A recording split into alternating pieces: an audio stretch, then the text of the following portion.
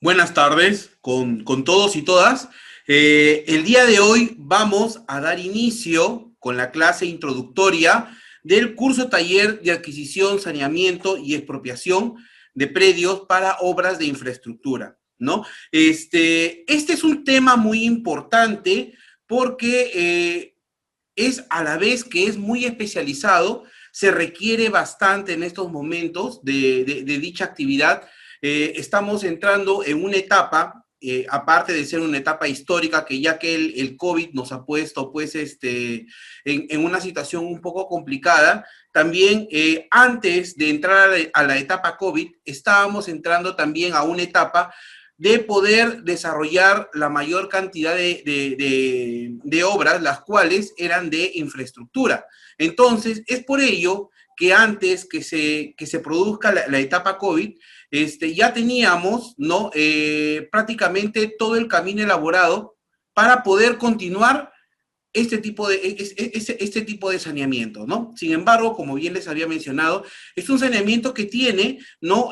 Una norma principal que actualmente es el texto único ordenado 1192, ¿no? Sino que a su vez en el camino ha ido alimentándose, ha ido enriqueciéndose con otro tipo de normas que en algún momento unas han quedado derogadas, los proyectos han pasado a la 1192 y sin embargo resulta muy importante puesto que muchas entidades e instituciones públicas que sobre todo generan este tipo de saneamiento lo hacen en mérito a esta norma, ¿ok? Entonces, yo quisiera, bueno, antes que nada, no agradecerles por el día de hoy, por estar compartiendo unos minutos con ustedes, ¿no? Vamos a desarrollar el tema de manera introductoria, ¿no? Y los que estén interesados, estimados amigos, se va a abrir con fecha 24 este curso, el cual de por sí va a estar muy interesante. ¿Por qué? Porque se va a tocar los temas desde un punto de vista legal, vamos a pasar con el tema técnico y sobre todo para la casuística, ¿no? Estimados amigos, los que quieran iniciarse en este mundo va a ser, definitivamente, la 1192 va a generar, va a ser un curso muy interesante porque vamos a poder amalgamar la teoría con la práctica y también con la casuística. Por eso es que estamos generando estas tres fechas, ¿no? En la cual vamos a desarrollar todo este tipo de actividades. Entonces, vamos a empezar el día de hoy hablando un poco, ¿no? Para que ustedes puedan tener conocimiento sobre la importancia que tiene este marco normativo, que en realidad es un marco normativo que lo que busca es destrabar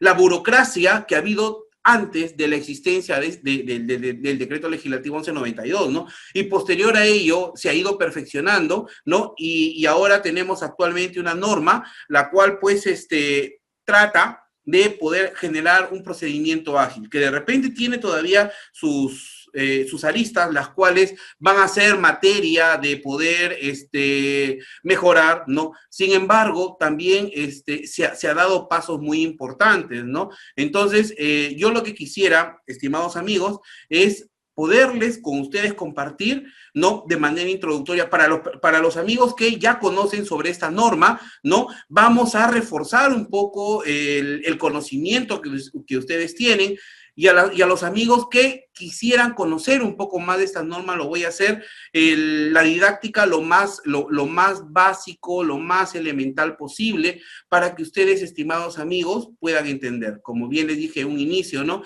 En estos momentos, saneadores que conozcan el decreto legislativo 1192 a nivel nacional faltan, definitivamente. Entonces, yo sí les digo, amigos, ¿no? Los que quisieran iniciarse en este mundo, ¿no? Del saneamiento, esta es una buena opción.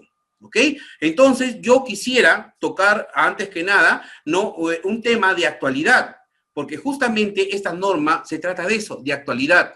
No es una norma propiamente tradicional que se viene trabajando y sobre todo, pues tiene una cantidad de años considerables de aplicación. No, esta norma, el decreto legislativo 1192, tiene todavía no poco tiempo de vigencia, sin embargo, se ha constituido en una norma muy importante.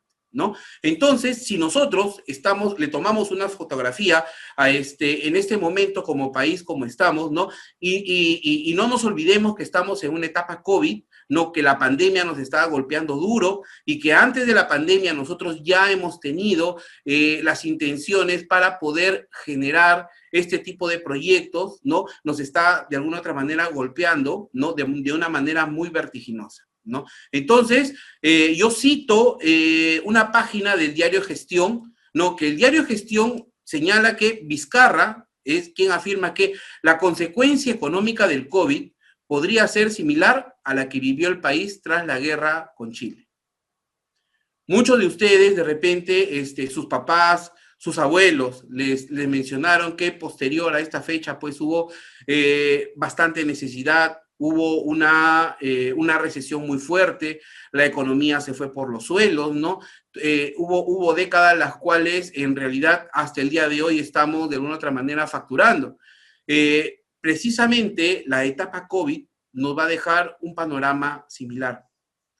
Sin embargo, por el conocimiento que actualmente tenemos, ¿no? Por el manejo económico, por la economía que nosotros ya manejamos, es que ya se puede generar una cierta prevención y sobre todo trabajar para que esos impactos no nos golpeen durante mucho tiempo, ¿no? Entonces, no dejemos de lado lo que manifiesta Vizcarra porque definitivamente es la verdad. Vamos a entrar en una etapa de crisis. Sin embargo, ¿no? También es muy cierto que en la etapa de crisis, las personas que tienen visión generan una oportunidad. Es cierto, generan una oportunidad. Entonces, estimados amigos, es posible que esta sea una oportunidad. Tal vez de muchas, puede ser. Pero lo importante es que ustedes tengan un abanico de posibilidades, ¿no? Puedan determinar, efectivamente, a mí me gusta, digamos, el saneamiento, y haya realizado 2, 3 saneamientos, lo conozco de mediana manera. Otras personas dirán, bueno, a ver, yo estoy con la cabeza fresca, puedo aprender lo que sea, ¿no? Y sin embargo no me resulta muy difícil comprender un poco el saneamiento, tengo un manejo manejo de derecho registral, tengo un manejo de sistemas como el SIG, como el CAT, entonces ya tengo prácticamente un 10, 15% de conocimiento y vamos para adelante, que yo me voy a titular, y efectivamente, señores, ¿no? Lo que les quiero yo mencionar en estos momentos es que tanto aquí, en estos momentos, las personas que nos estamos conectando, hay gente que definitivamente tiene mucha experiencia, ¿no? Y hay gente también que quisiera tenerlo, pero para todos va a haber posibilidades, ¿no? Eso sí quiero que ustedes también se pongan a pensar en ello y lo importante del conocimiento es que el conocimiento del mismo modo se comparte. Por eso mismo, ¿no? Estimados amigos, los que en estos momentos se encuentran conectados, yo les agradecería compartir, porque al momento en que nosotros vamos a compartir, se van a generar las preguntas. Si generamos las preguntas, vamos a resolverlo juntos.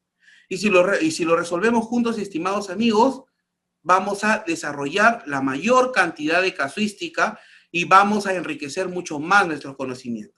Por eso, yo les pido, ¿no? De que nos ayuden a compartir, denle like, de repente ustedes tienen a un amigo que se quiere iniciar, que conoce el tema, que quiera resolver unas preguntas, y aquí estamos, ¿no? Estamos viendo la etapa introductoria para pasar netamente pues, a partir del 24 al curso, que va a estar definitivamente muy, muy interesante. Bueno, entonces, como yo ya les había mencionado, esta es la noticia, ¿no? Que en estos momentos nosotros tenemos, ¿no? Esta es la noticia. Ahora, este también es un cuadrito, ¿no? Que yo les quisiera a ustedes, pues, hacer llegar, ¿no? Y sobre todo, que ustedes también puedan darse cuenta de la cantidad de proyectos y la cantidad de capital de inyección que se va a necesitar.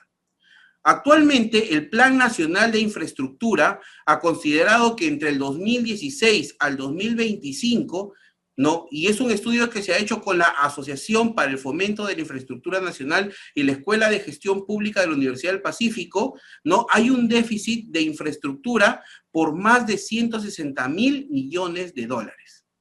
160.000 millones de dólares. Entonces, no es una cantidad pequeña, ¿no? Digamos, es muy, muy importante y consecuentemente también va a existir trabajo, que es lo que en estos momentos nosotros tratemos, ¿no? De poder enfocarnos, ¿no? Para poder, de alguna otra manera, más adelante, poder prever una etapa COVID.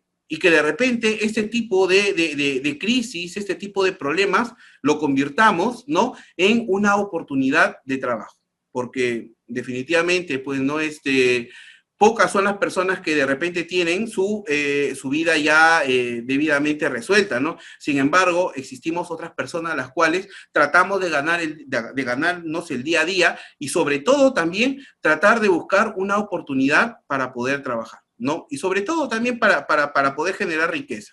Entonces, yo lo que yo quisiera que ustedes analicen este cuadro que les estoy dejando, ¿no? Que respecto a agua y saneamiento hay un poco más de 12.000 millones de dólares que se necesita aplicar, ¿no? Que se necesita en todo caso poder ejecutar este tipo de proyectos. También tenemos en telecomunicaciones, ¿no? Aproximadamente 27.000 millones de dólares que se necesitan. Del mismo modo, transporte, estamos por los 30.000. En salud estamos con 18.000 millones de dólares. En educación, un promedio de 4.500 millones. Y en hidráulica, 8.400 millones de dólares, que definitivamente no es poca cosa, ¿no? No es poca cosa. En realidad son cantidades muy interesantes, muy exorbitantes de dinero que se requiere en estos momentos tratar de dar una salida. Y definitivamente después pues, de la etapa COVID se va a buscar la manera cómo se puedan viabilizar este tipo de procedimientos. ¿Ok? Ahora, para un poco ahondar en el tema, ¿no? Para centrarnos en el conocimiento que implica el decreto legislativo 1192, estimados amigos, es importante, ¿no? Saber cómo es que nosotros debemos interpretar la norma, ¿sí? Es importante saber. Entonces, lo importante también es tener los conocimientos básicos. ¿Cómo es que vamos a leer esta norma? ¿Cómo es que nosotros la vamos a interpretar? ¿Qué mecanismo vamos a hacer? ¿Con qué norma se colige? ¿Contra cuál contraviene? Entonces, definitivamente, lo que se requiere en estos momentos es poder leer la norma en base, en mérito a las demás normas que existen, ¿no? Entonces, sobre ello, ¿no? Es interesante, en primer lugar, partir con lo que nosotros los abogados lo conocemos como la pirámide de Kelsen, ¿no? La pirámide de Kelsen, estimados amigos, los que son abogados saben que esto nos va a dar la base para poder interpretar nuestro decreto legislativo, nuestro texto único ordenado 1192, frente a las demás normas. Porque muchas veces decimos, si mi norma me dice tal o cual cosa, yo la tomo como una ley a rajatabla. Sin embargo, debemos establecer con qué normas tienen igual rango y cuáles tienen menor rango y, lógicamente, cuáles están por encima de la norma y nosotros no podemos contravenir ese tipo de normatividad. Entonces, yo lo que les quisiera mencionar a ustedes es que la pirámide de Kelsen establece básicamente 3 niveles. A veces dicen 4, otras veces lo señalamos en 3, pero en esta ocasión lo vamos a hacer por temas didácticos en 3 niveles. ¿Ok? En primer lugar tenemos la Constitución. La Constitución es la norma máxima que tenemos como país. No puede existir una norma de carácter interno, así como externo, que pueda vulnerar la Constitución, ¿no? La Constitución es la norma máxima, es la norma rectora que rige nuestra nación, ¿no? Si es que existe una norma que contraviene la Constitución, definitivamente es inconstitucional. Es por ello que la Constitución es la norma suprema frente a las demás normas, ¿ok? Entonces, nada puede contravenir a la Constitución, ¿ok? Nada puede contravenir a la Constitución. Y nosotros estamos hablando de un decreto legislativo, ¿no? ¿Dónde se encuentra este decreto legislativo? Después tenemos las normas de segundo nivel. ¿Y cuáles son estas normas de segundo nivel? Son los tratados internacionales, las leyes que dicta el Congreso, ¿no? También tenemos los decretos legislativos, que este es el caso, las resoluciones legislativas, después tenemos en otro nivel, no, pero en este momento le estamos hablando como un nivel 2, los decretos de urgencia, las ordenanzas municipales que también tienen el rango de ley, pero las ordenanzas tienen una particularidad. Efectivamente, una ordenanza tiene rango de ley, pero dentro de la jurisdicción de su competencia, ¿ok? Si estamos hablando de la municipalidad de Lima Metropolitana, su competencia abarca en todo Lima Metropolitana, ¿ok? Entonces, establezcamos ese tipo de orden, ¿ok? Ese tipo de ordenamiento y sobre todo, cómo es que nosotros vamos a leer. ¿Un decreto legislativo puede contravenir la Constitución? Definitivamente no. La Constitución puede tener un sentido contrario a un decreto legislativo, por supuesto que sí, pero le va a ordenar a que el decreto legislativo se rija o se lleve a cabo de tal manera que no contravenga la Constitución. Y tenemos otro tipo de norma con otro rango, que viene a ser los decretos supremos, las resoluciones supremas, las resoluciones ministeriales, las resoluciones directorales, jefaturales. Estas ya son un tercer nivel, que por lo general van a regular las normas del nivel 2, que lo tenemos acá establecidas, ¿ok? Y nos va a permitir poder desarrollar, reglamentar, pero bajo ninguna circunstancia una norma de menor rango va a contravenir con una norma de rango mayor. Por eso es importante, estimados amigos, que podamos reconocer y podamos analizar y sobre todo aplicar el marco normativo frente a las normas que en estos momentos nosotros vamos a desarrollar, ¿ok? Entonces, ya considerando que ya la pirámide de Kelsen ha sido explicada y teniendo en consideración que ustedes ya tienen conocimiento de cómo se lee el marco normativo nacional, pasemos a analizar una norma constitucional.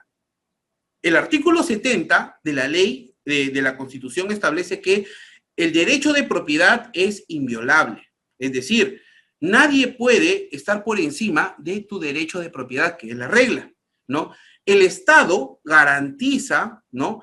Esa actividad de que va a ser inviolable, definitivamente el Estado, como formas parte estás dentro del territorio nacional, va a garantizar la inviolabilidad de tu propiedad. Se ejerce, ¿no? Esta ya es una interpretación que se viene a hacer ya cuáles serían los límites de tu propiedad, ¿no? Se ejerce, ¿no? En armonía con el bien común y dentro de los límites de la ley. A nadie puede privarse de su propiedad, sino exclusivamente, ojo, exclusivamente por causa de seguridad nacional o necesidad pública, ¿no? Declarada por ley. Y previo pago del justiprecio de indemnización justipreciada que incluya la compensación por el eventual perjuicio. Hay acción ante el Poder Judicial para contestar el valor de la propiedad que el Estado haya señalado en el procedimiento expropiatorio, ¿no? Entonces, ¿cómo es que leemos esta norma? El Estado va a garantizar tu propiedad. El Estado va a garantizar también mi propiedad. Y esta propiedad lo vamos a ejercer en armonía con el bien común. Esa es la garantía que nos da el Estado. Sin embargo, sí puede ser materia de expropiación, es decir, va a pasar a ser propiedad del Estado siempre y cuando exista una causal, que se requiera tu propiedad para una actividad de necesidad pública, ¿no? Que se requiera para realizar, y una necesidad pública podría ser la generación de un proyecto, porque un proyecto está destinado a la comunidad. Consecuentemente, ahí existe una necesidad pública. Ahora, que tú tengas tu casa, ¿no? Y el Estado diga, ¿sabes qué? Mira Juan, mira Pepe, mira María, yo necesito tu casa y tu casa me la vas a dar, ¿no? Y estás obligado a dármela. Esa no es la figura que la Constitución establece. La Constitución establece que en este momento el Estado sí puede realizar una expropiación, pero también te da como garantía que antes de que se produzca la eficacia de la expropiación, el Estado tiene que generar el pago de un justiprecio. ¿no?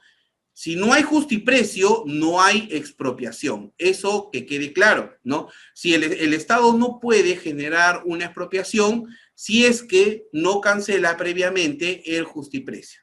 Esa es la garantía que da el Estado, ¿no? Entonces, partiendo de eso y coligiendo con el tema de las expropiaciones, adquisiciones, entonces aquí ya tenemos el marco legal a manera de constitución, que la constitución nos establece que efectivamente sí se puede llevar a cabo un acto de expropiación, ¿no? Pero para que se produzca la expropiación tiene que haber un pago de un justiprecio. Ahora, ¿qué es un justiprecio?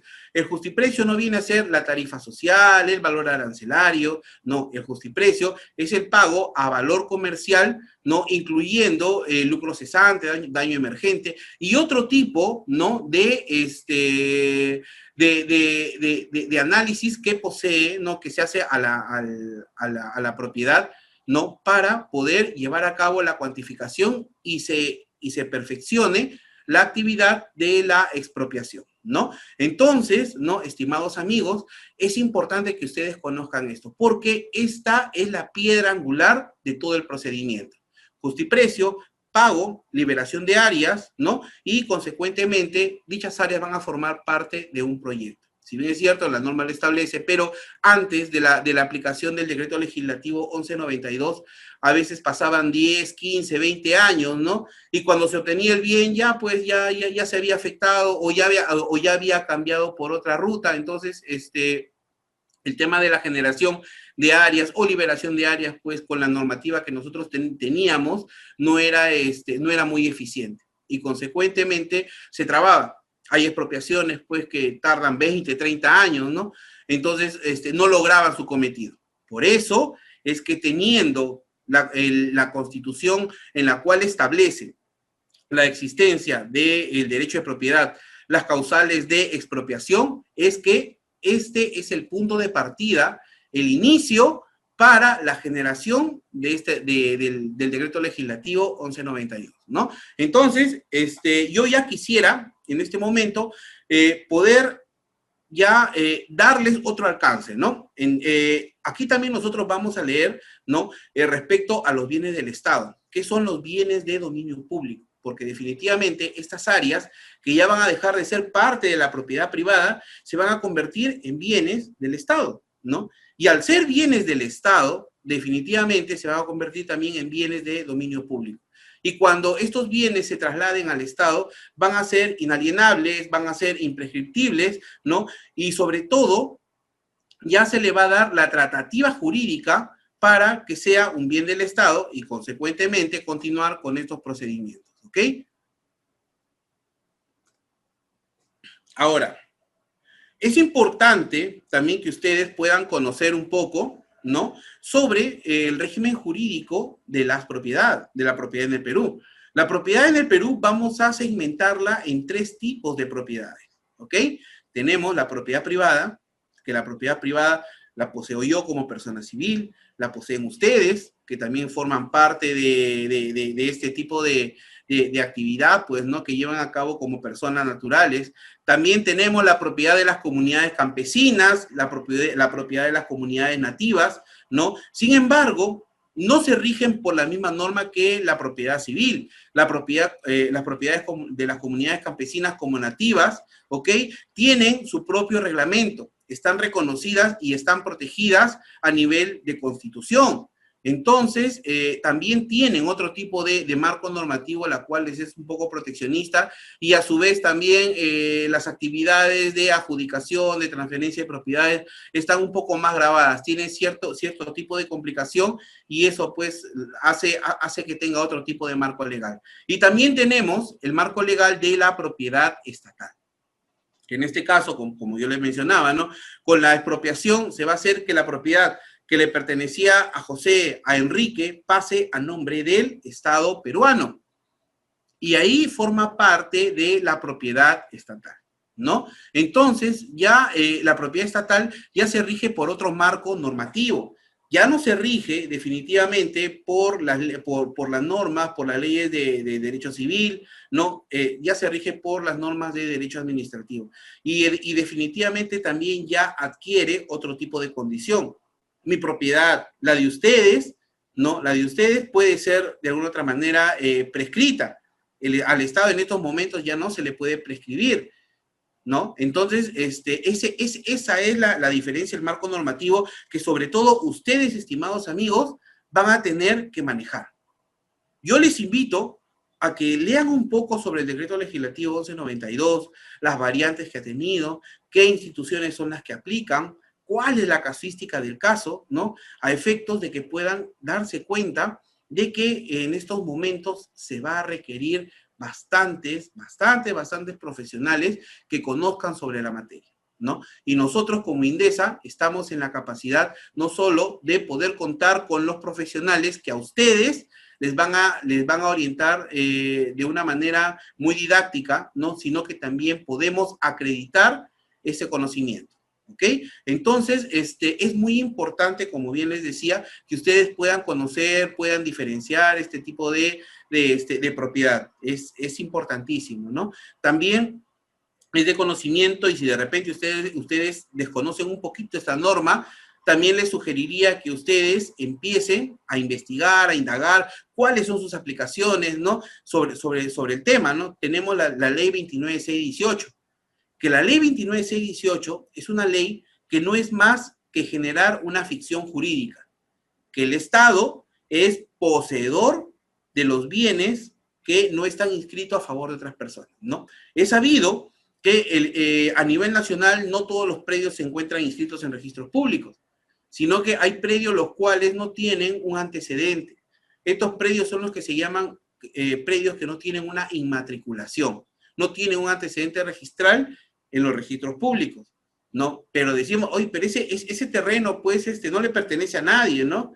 No, en estos momentos en el Perú no hay un predio que no le pertenezca a nadie.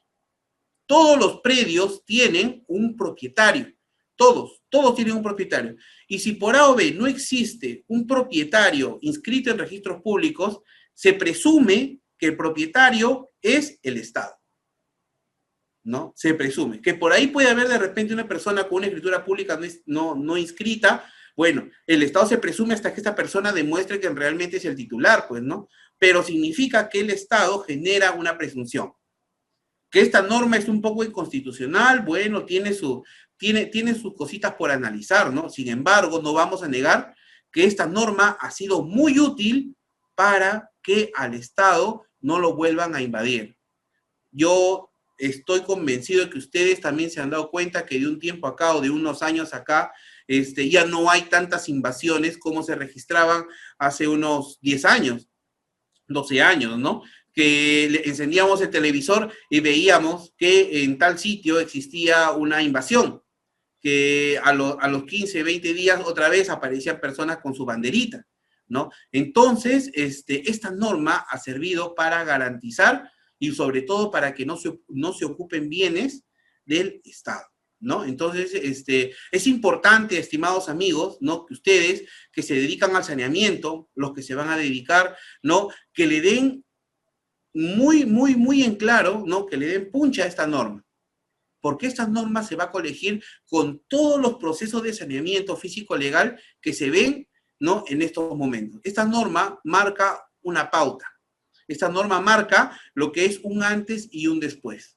Esta norma sirve de valla para el proceso de formalización que lleva a cabo COFOPRI, para el proceso de formalización que lleva a cabo los gobiernos regionales, también para los proyectos, para la determinación de prescripción, para la generación de explotación económica. Entonces, yo sí les digo, estimados amigos, revisen esta norma y sobre todo las implicancias de lo que ustedes tengan que aplicar, ¿ok? Asimismo, ¿no? Para poder hablar del tema introductorio, para que ustedes conozcan un poco más la importancia que tiene el texto único ordenado 1192, que también de paso tiene una connotación política, ¿no? Pero no vamos a negar que también tiene muchas cosas muy técnicas. Sobre todo es más técnico que político, ¿no? Y ya les voy a explicar por qué, ¿no? Lo importante es poder en estos momentos conocer la importancia que tiene esta norma frente a las demás normas y lo que se puede hacer con ellas, estimados amigos. Esta norma, sobre todo a ustedes, les va a ser muy útil para que ustedes puedan hacer sus consultorías, ustedes puedan tocar la puerta a una municipalidad, a un gobierno regional, a Provías, a todas las instituciones que requieren hacer un saneamiento en base a esta norma. Entonces, para no hablar de beneficiario, de sujeto pasivo, de sujeto activo, de obras, ¿no? Entonces, yo lo que quisiera, estimados amigos, es poder desarrollar un poco el concepto, por ser una norma muy técnica, ¿no? Muy técnica, y sobre todo que estamos en una clase de introducción, la cual les va a permitir a ustedes, estimados amigos, tener conocimiento de esta norma, y aprovechenlo, ¿no? Aprovechen, y si de repente no tienen en estos momentos un poco de lápiz a la mano, por favor, búsquense uno y apunten, ¿no? Porque en estos momentos vamos a aprender juntos, y si salen posteriormente las preguntas, aquí estamos para absolverlas, ¿no? Como les decía, es importante saber qué son cada uno de estos términos que se manejan en la norma, ¿no? Tanto ingenieros, tanto abogados, que conozcan sobre el tema y sobre todo signifiquen criterios, ¿no? Entonces, ¿a qué es lo que nosotros llamamos una adquisición, ¿no? Muchas veces hablamos de adquisición, hablamos de expropiación, hablamos de transferencia, sin embargo, no llegamos a conceptualizar y a definir lo que cada uno de estos términos implica. Definitivamente la palabra adquisición está ligada a la transferencia, ¿no? Y sobre todo a la transferencia voluntaria. Cuando yo, Joel Santillán, le voy a transferir al Estado, ¿no? Le voy a llevar la transferencia y el Estado me va a pagar por mi bien, ¿no? Y cuando yo lo hago de manera voluntaria, a eso se le llama adquisición. ¿Por qué? Porque el Estado lo va a adquirir a través de la transferencia voluntaria, ¿ok? Eso es lo que nosotros llamamos una adquisición. Asimismo, también hablamos de un beneficiario. ¿Quién se va a beneficiar de esta operación? Definitivamente el beneficiario siempre va a ser el Estado, a través de sus entidades públicas, ¿no? Que en este caso sean los titulares. Por ejemplo, ¿no? Si el Ministerio de Vivienda en estos momentos requiere para un proyecto de gran envergadura, ¿quién es el titular o quién es el beneficiario? El Estado, pero lo hace a través del Ministerio de Vivienda.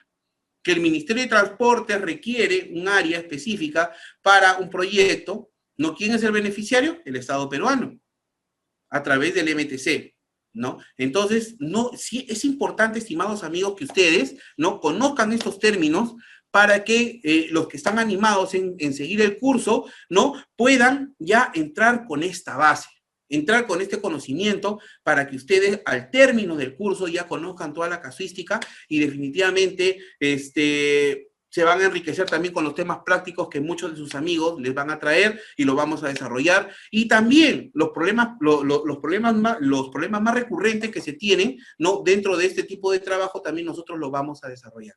Entonces, tengan garantizado que las personas que se van a animar a inscribirse en el curso definitivamente van a tener el conocimiento global.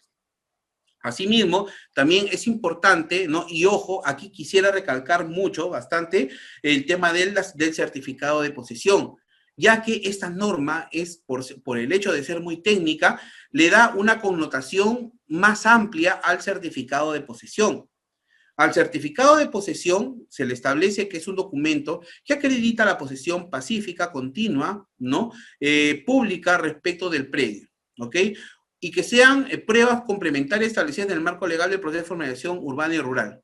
Sin embargo, la Ley Orgánica de Municipalidades establece que el certificado de posesión tiene que ser emitido por ellos. Aquí el concepto es más lato, es más amplio, ¿no? Entonces, pueden servir otro tipo de documentos que no estén necesariamente ligados a la Ley Orgánica de Municipalidades, ¿no? Para poder nosotros llevar a cabo un proceso de saneamiento, de expropiación, de adquisición y transferencia, ¿no? Sin estar pegado directamente a la Ley Orgánica de Municipalidades, ¿no? Sino que ya con el debido concepto que se tiene en esta norma. También tenemos, ¿no?, el término expropiación. Como bien les dije en un inicio, ¿no?, una cosa es la adquisición, que es la transferencia voluntaria, pero ya la expropiación viene a ser la transferencia forzosa. Es cuando yo, como persona, no comuniqué a tiempo o de repente no quise trasladar mi bien al Estado y el Estado va a generar una transferencia forzosa. A esta transferencia forzosa es que se le conoce como expropiación, ¿no? Es la transferencia forzosa del derecho de propiedad privada sustentada en causa de seguridad nacional o necesidad pública, autorizado únicamente por ley expresa del Congreso a favor del Estado, a iniciativa del gobierno nacional, gobiernos regionales, gobiernos locales, y sobre todo esto es lo importante, previo pago efectivo de la indemnización justipreciada, ¿ok? El hecho que sea voluntario y el hecho que sea una expropiación no significa que en la expropiación no va a haber un justiprecio. Que la persona no te lo acepte, se tiene que consignar eso en el banco, ¿no? Y hay formas, hay maneras cómo se lleva a cabo este procedimiento, y eso sí lo vamos a desarrollar en el curso, porque definitivamente son varias las aristas que ustedes tienen que conocer al respecto, ¿ok?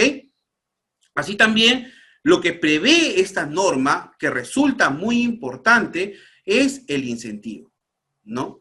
¿Y qué es el incentivo? Justamente lo que, como yo les señalé en un inicio, ¿no? Cuando nosotros hablamos de que esta norma lo que pretende es agilizar, no amarrarnos 10, 20 años en un proceso judicial, para que este proceso judicial, a su vez, pues no resulte infructuoso, resulte infértil. Esta norma, el decreto legislativo 1192, establece, ¿no?, que existe un incentivo, señores. ¿Y cuál es el incentivo? El incentivo es que se va a pagar el 20% adicional al valor comercial de la tasación que se lleva a cabo del inmueble. ¿Y por qué se hace eso?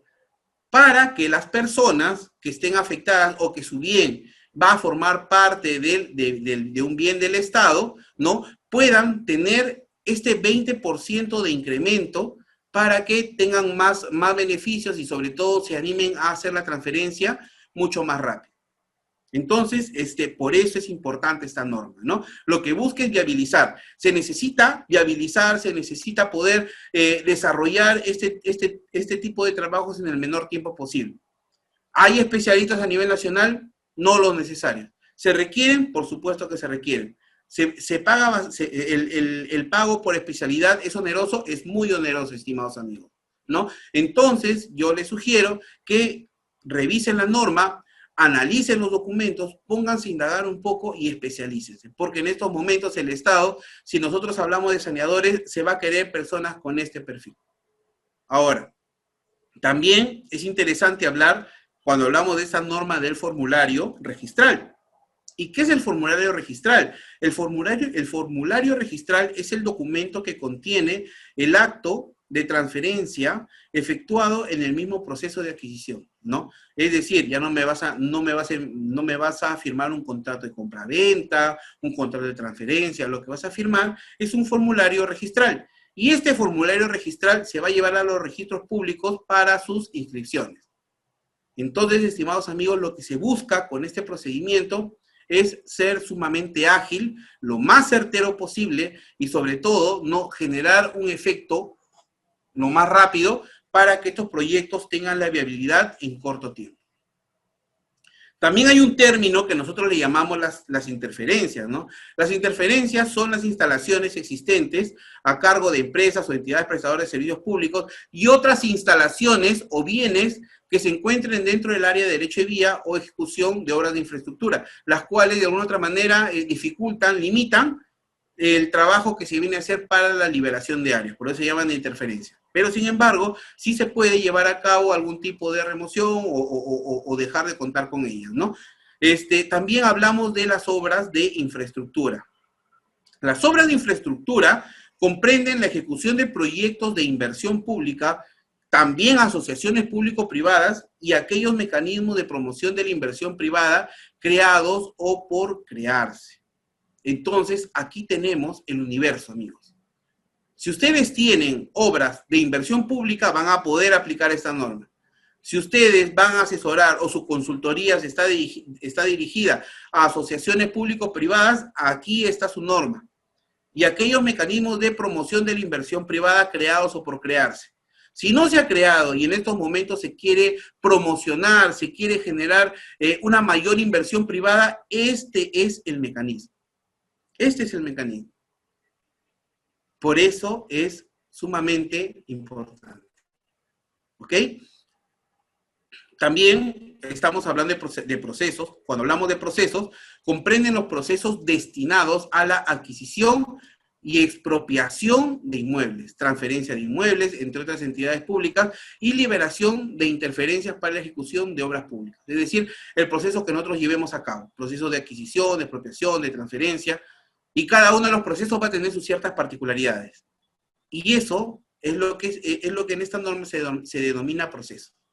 Y esos procesos van a ser materia de análisis en el curso que nosotros vamos a empezar el 24. ¿Ok? Entonces, pasando también un poco a conocer a conocer un poco más esta norma, ¿no? ¿Por qué es tan importante y por qué en algún momento yo les señalé de que existía una denotación un poco más complicada al respecto, ¿no? Es, por ejemplo, ¿no? Es que también existió una norma, la cual está actualmente parcialmente derogada, que es la 30.025.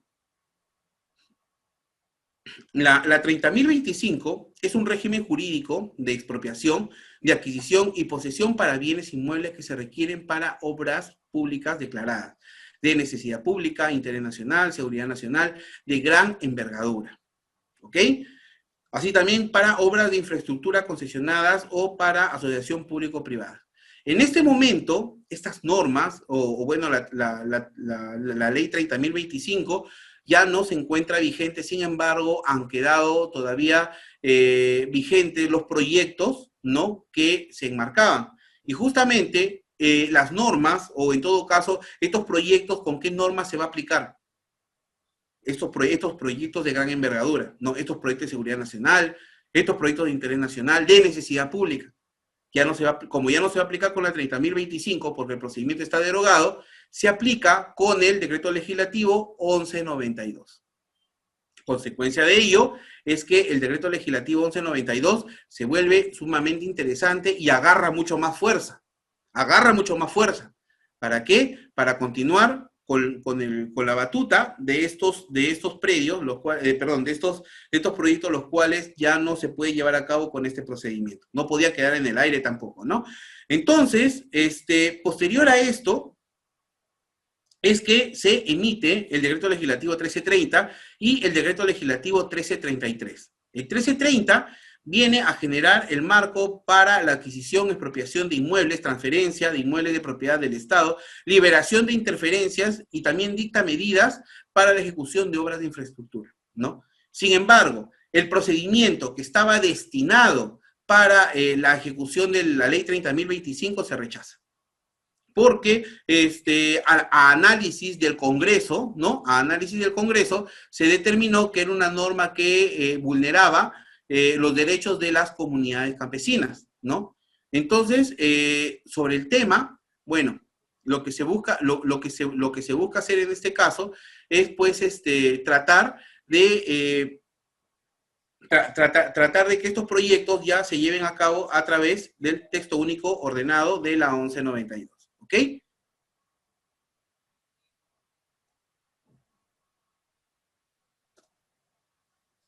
A ver, estimada Yola, ¿cómo estás? Me pregunta si las inscripciones bajo el decreto legislativo 1192 están exonerados de pago de derechos registrales. Definitivamente, las preguntas, estimada Yola, buenas tardes ante todo, te las voy a absolver al final. ¿Para qué? Para no perder la correlación y sobre todo, al final voy a absolver todas tus preguntas. La tuya va a ser una también de las cuales yo voy a absolver y te invitaría a que llegues al final de la exposición, que gustoso te lo voy a hacer de todo corazón, ¿ok? Entonces, continuamos. Estimados amigos, ¿no? Y para que más o menos entiendan el universo de esta norma, ¿no? Yo lo que quisiera es que ustedes puedan tomar en cuenta estas 5 normas que son las más importantes, que definitivamente hay más, ¿no? Hay normas que se conexan con la Superintendencia de Bienes Nacionales, gracias a ti, Yolita. Entonces, como les decía, ¿no? También normas que tienen que ver con la inscripción registral, que también existen sus directivas, ¿no? Entonces, es importante que ustedes tomen en cuenta este tipo de norma y sobre todo la base legal que se va a aplicar, ¿ok? Entonces, amigos, ¿no? Yo les sugeriría que hayan tomado nota de las normitas que yo les había mencionado, las cuales van a desarrollar parte del texto único ordenado, que actualmente, ¿no? Como bien les decía, es un texto único ordenado. Ya no estamos hablando de un solo, ya no estamos hablando de un solo predio, ¿no? Perdón, ya no estamos hablando de una sola norma, estamos hablando de distintas normas que en este momento ya crearon un texto único ordenado, el cual también está actualizado este año. Entonces, para poder continuar con lo que estaba mencionando, ¿no? El texto único del Decreto Legislativo 1192 tiene muchos puntos los cuales los hacen sobre todo analíticos. No es un procedimiento nada más de mero trámite, ¿no? El texto único ordenado del Decreto Legislativo 1192 tiene muchas cosas que analizar. Tiene muchos aspectos en los cuales recae su importancia, ¿no? Para que a efectos de que cuando se culmine el procedimiento, no sea un procedimiento viciado, sino sea un procedimiento el cual haya cumplido con todas las pautas y sobre todo se haya determinado exactamente cuánto se va a abonar y a quién se va a abonar y si esta área definitivamente la necesitábamos para nuestros proyectos, ¿ok? Entonces, de todo este procedimiento, yo les puedo citar tres puntos álgidos muy importantes, ¿no? Que en este proyecto van a ser los ejes centrales. ¿Y cuáles son? En primer lugar, el diagnóstico técnico legal es muy importante, estimados amigos, que para poder iniciar la ejecución de este procedimiento, ustedes lleven a cabo un buen diagnóstico técnico legal. El diagnóstico técnico legal les va a permitir a ustedes analizar los posibles titulares registrales, les va también ustedes van a poder analizar las condiciones jurídicas, ¿no? Las condiciones jurídicas para las compensaciones de análisis, para las compensaciones de los títulos legítimos, determinación de procesos judiciales, a ustedes les va a generar el panorama completo, ¿ok? El panorama completo que va a permitir determinar quiénes son las personas que realmente tienen un derecho, ¿no? Y los que no tuvieran un derecho, definitivamente también el diagnóstico va a servir. El diagnóstico es así como cuando ustedes de repente están mal de salud, Dios no lo quiera, pero cuando están mal de salud y van al médico y el médico les pide análisis, les pide placas y con eso dice, bueno, tú tienes apendicitis, ¿no? A ti te duele el corazón, del mismo modo, ¿no? El diagnóstico técnico legal va a permitir determinar cuál es la problemática del área que nosotros vamos a poder analizar, ¿no? Entonces tenemos que pedir a diversas instituciones, ¿no? Agenciarnos de distinta información, la cual nos va a dar el conocimiento necesario, ¿no? Vamos a pedir al Poder Judicial para ver si estamos en un área donde puede haber algún proceso judicial, ¿no? Y no específicamente determinar, muchas veces los procesos judiciales no se enlazan de manera obligatoria o no hay una anotación preventiva en la partida. Y eso muchas veces complica. Entonces, estimados amigos, un saneamiento físico legal a las personas que nos dedicamos a este tipo de actividad nos va a salvar la vida. Nos va a salvar la vida, estimados amigos. Entonces, es importante que ustedes pues lleven a cabo un buen saneamiento físico legal. ¿Ok? También llevar a cabo una búsqueda catastral. La búsqueda catastral es un documento oficial y sobre todo es un documento el cual registros públicos va a manifestar la existencia de algún tipo de derecho de propiedad con la consulta que nosotros llevamos a cabo. La oficina de catastro lo que va a hacer es que el área, el gráfico que nosotros le pedimos materia de consulta, lo va a superponer con su base gráfica y nos va a decir, mira, el área que tú me has consultado se superpone totalmente con esta área. Se superpone parcialmente con esta área. O no hay un área que se pueda superponer, o en su defecto no te puedo determinar la existencia de una superposición. Podría haber, pero no estoy en capacidad de determinarlo, ¿no? Entonces, es por ello que la búsqueda catastral se constituye como un elemento muy importante para determinar la existencia de algún derecho de propiedad u otros derechos. Y otro punto muy importante, estimados amigos, son las inspecciones de campo. Las inspecciones de campo van a permitir que las personas, ¿no? Que las personas realmente que vamos a llevar el procedimiento nos demos cuenta de la existencia de algún poseedor, de alguien que de repente tuviera algún derecho de propiedad o un derecho de posesión, perdón, o en su defecto existan algún tipo de elementos que no han formado parte de nuestro diagnóstico. Sin embargo, al tomar nosotros conocimiento en la zona, ya vamos a tener una mayor inmediación. Vamos a poder determinar la existencia, ¿sí? La existencia de algún tipo de derecho adicional que nosotros no hayamos podido considerar. Entonces, es importante poder tomar en cuenta ese tipo de requisitos, ¿no? Así también, ¿no? El texto único ordenado del Decreto Legislativo 1192 es importante porque tiene un objeto, y el objeto se va a tener que,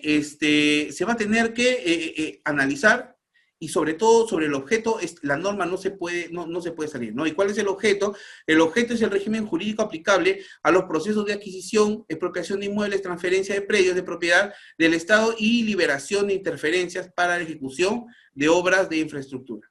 El ámbito de aplicación de este objeto o de la norma se aplica a todas las instituciones del Estado. Lo que quiere decir que todas las instituciones están facultadas para poder llevar a cabo la ejecución de un proyecto, de una adquisición, expropiación, transferencia, en base a esta norma. Esto no está limitado solo al gobierno central, ¿eh? Lo pueden hacer los gobiernos regionales, lo pueden hacer los gobiernos locales. Por eso es sumamente importante. Estimados amigos consultores, esta norma nos va a permitir poder desarrollarnos tanto profesionalmente como económicamente. Yo les sugiero eso, estimados amigos. Y también, no, si ustedes tienen amigos, tienen compañeros, tienen familiares, quieren crecer juntos, tienen ustedes proyectos, por favor, ayúdennos a compartir.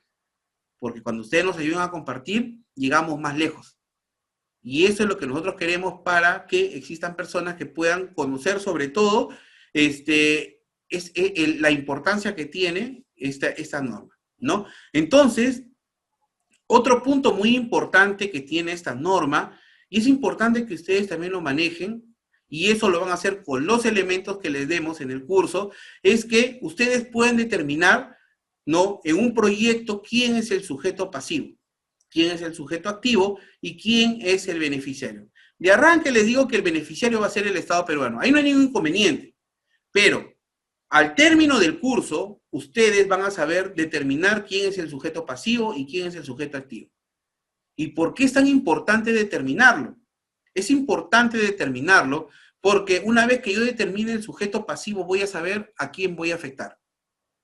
¿Se imaginan, no, que yo en estos momentos haya hecho mi diagnóstico y haya determinado que mi sujeto pasivo es José Pérez, y que después me dé cuenta que en realidad él no era el sujeto pasivo, sino el sujeto pasivo era Carlos Enrique, ¿no? Y yo ya le pagué a Juan Pérez y debería pagarle a Carlos Enrique, ¿no? Entonces ahí opera la responsabilidad de este proceso, de este procedimiento. Por eso es tan importante conocerlo, porque lo que nosotros vamos a determinar en el diagnóstico va a afectar y va a generar estado en todo el procedimiento que nosotros vamos a llevar a cabo. Por eso radica la importancia, estimados amigos. Es importante que ustedes conozcan todos los mecanismos para poder determinar quién es el sujeto pasivo. Muchas veces estamos hablando de un titular registral, de repente nosotros tratamos de indemnizar al poseedor, cuando en realidad es un área que tiene una propiedad registral, y nos equivocamos en determinar. Y no estamos hablando de poco, ¿eh? Estamos hablando de una compensación sumamente interesante. Entonces, definitivamente, no solo nos va a generar a nosotros, si es que no conocemos esta norma, no solo nos va a generar una afectación económica, sino también responsabilidad administrativa y posiblemente penal. Por eso es importante que ustedes conozcan un poco más de la materia, se involucren en el tema y sobre todo puedan capacitarse, ¿no? Ahí radica, ese es uno de los ejes centrales importantes que tiene esta norma. Así también es importante determinar quién es el sujeto activo. El sujeto activo, como bien les mencioné, es el ente competente que va a llevar a cabo. Digamos que, en un proceso en un proceso de adquisición de áreas para la generación de agua potable y alcantarillado, ¿quién sería el sujeto activo? De repente la constructora se quiere hacer propietaria de ese bien, ¿no? Y nosotros de repente le damos el visto bueno porque decimos, bueno, pues como tú estás llevando a cabo y tú vas a pagar, tú constituyete como sujeto activo, ¿no? Cuando en realidad la norma establece que no debería ser así. El sujeto activo es el órgano encargado, ¿no?, de llevar a cabo. Si bien es cierto, la constructora, la consultora, va a llevar a cabo este procedimiento, sin embargo, el sujeto activo, no nos olvidemos que tiene que ser un órgano del Estado. Y les comento esto porque he visto casos en los cuales se quiere determinar que la constructora, que la empresa encargada se quiere adueñar o quiere generarse como sujeto activo para poder tener garantía de que el Estado le va a pagar, lo cual es un error. Y ustedes, estimados amigos, tengan en cuenta esta experiencia que tengo para que puedan, por descarte nada más, determinar que este tipo de acciones no nos suman, ¿ok? Así también es importante, ¿no? Y al término al término del curso, que yo les estoy invitando para que ustedes puedan formar parte, ¿no? Es que también ustedes puedan determinar cuáles son los bienes inmuebles que pueden ser materia de adquisición. Definitivamente hay bienes inmuebles los cuales, bajo esta norma, tampoco se pueden adquirir. No se pueden afectar bienes de comunidades, ¿no? Como bien les dije en un inicio, ¿no? Las comunidades tienen una norma que les regula de otra manera. Entonces, tiene sus ciertos límites esta norma, ¿no? También lo que nos va a permitir al final del curso poder tener conocimiento, ¿no? Es cuáles son las clasificaciones de acuerdo a su condición jurídica. ¿Cuándo vamos a llamar que tiene inscripción registral? ¿Cuándo es que no tienen inscripción registral? ¿Cuándo es que para el proyecto, para la ejecución, son considerados bienes urbanos? ¿Cuándo son rurales? Por eso es importante, señores, la aplicación de esta norma. Yo les garantizo que las personas que se dedican a la aplicación de saneamiento con esta norma, económicamente y profesionalmente no les va mal. Les va muy bien. Sin embargo, es una norma que tiene que conocerse. Es una norma que necesita poder conocerse, poder revisarse, poder analizar y sobre todo, ¿no?, poder tener casos prácticos. Otro temita muy importante que nosotros podemos tocar al respecto, ¿no? Es respecto a los bienes objeto de adquisición, ¿no? ¿Qué es lo que adquirimos con esa norma? Adquirimos suelo, ¿no? ¿Qué es lo que puedo adquirir? Yo puedo adquirir con esa norma bienes de dominio privado del Estado. Es decir, puedo decirle al Estado que me transfiera otros bienes. A esto es lo que se llama transferencia de propiedad. Porque el Estado le va a pedir al mismo Estado que de repente le corresponde a otra institución pública. Pero yo lo que le voy a pedir es la transferencia. ¿Ok? Entonces, aquí se va a proceder la transferencia de bienes de dominio privado. También se va a solicitar, se va a aplicar en bienes, en áreas de suelo como en subsuelo, ¿no? Y es importante que ustedes conozcan que también se va a aplicar en subsuelo, porque muchas veces se requiere generar este tipo de actividades, no solo para el uso del suelo, sino a veces se quiere hacer canales madre, se quiere hacer generación de nodos subterráneos para telefonía, para agua potable, para alcantarillado, para luz eléctrica. Entonces, sobre el tema, lo que se requiere también es del subsuelo, ¿ok? Entonces, es importante que ustedes, pues, tomen en cuenta ello para la generación de los proyectos y sobre todo para que ustedes conozcan cuál es el universo y en qué procedimientos y qué instituciones y para qué actividades se requiere la aplicación de esta norma, que actualmente está en auge, porque se va a seguir solicitando cada vez más. Lo importante de esta norma, estimados amigos, es que esta norma lo que nos permite ahora es ya ejecutar proyectos. Lo que anteriormente nos tomaba, pues, 20 años, 15 años en liberar, con esta norma nos tiramos a veces 1 año y medio, pero de eso no pasa. Por eso es la importancia y por eso es que se requiere de gente experta, ¿ok? También va a permitir las expropiaciones, expropiación y adquisición total. Esos son los bienes que son objetos de adquisición. Ahora, también esta norma tiene un factor muy importante, que es la tasación. La tasación, lo que nos va a permitir a nosotros, ¿ok? Va a ser realizado por la Dirección General de Políticas y Regulación, Construcción y Saneamiento, ¿no? Sin embargo, por ejemplo, el Ministerio de Transportes y Comunicaciones los hace con peritos adicionales, a efecto de no generar un cuello de botella, ya que el Ministerio de Transportes es quien más aplica esta norma, ¿no? Y cuando ya se ha visto de que esto tenía que pasar definitivamente por el Ministerio de Vivienda, prácticamente le ha generado un cuello de botella. Entonces, a raíz de que existe bastante requerimiento para la ejecución de este proyecto, es que el Ministerio de Vivienda lo hace aparte. Esa es la única variación que se tiene con el Ministerio de Vivienda. Sin embargo, perdón, con el Ministerio de Transporte, sin embargo, el procedimiento viene a ser el mismo. ¿Ok? Así también la fijación del valor, estimados amigos, y ojo, y tomen nota, y ustedes vean la importancia de esto en estos momentos, es que la fijación del valor es comercial. Ustedes en estos momentos tienen a un personal, en estos momentos ustedes tienen a una persona que van a asesorar. Y esta persona viene a ustedes con un problema y les dice, doctor, ingeniero, por favor, el Estado me quiere quitar mi propiedad. Ya me ha mandado una carta y me ha dicho que me va a afectar. Si ustedes de repente no tienen mucho conocimiento del tema, van a decir, a ver, vamos a ver, voy a reclamar, y bueno, y muchas veces hasta las personas se dejan llevar, y nosotros, que somos las personas que les vamos a dar solución a ellos, no le damos la tranquilidad que quieren, por el hecho de que de repente desconocemos algo muy importante. ¿Y qué es eso que es tan importante? Es que cuando se hace una tasación, esta no es una tasación cualquiera.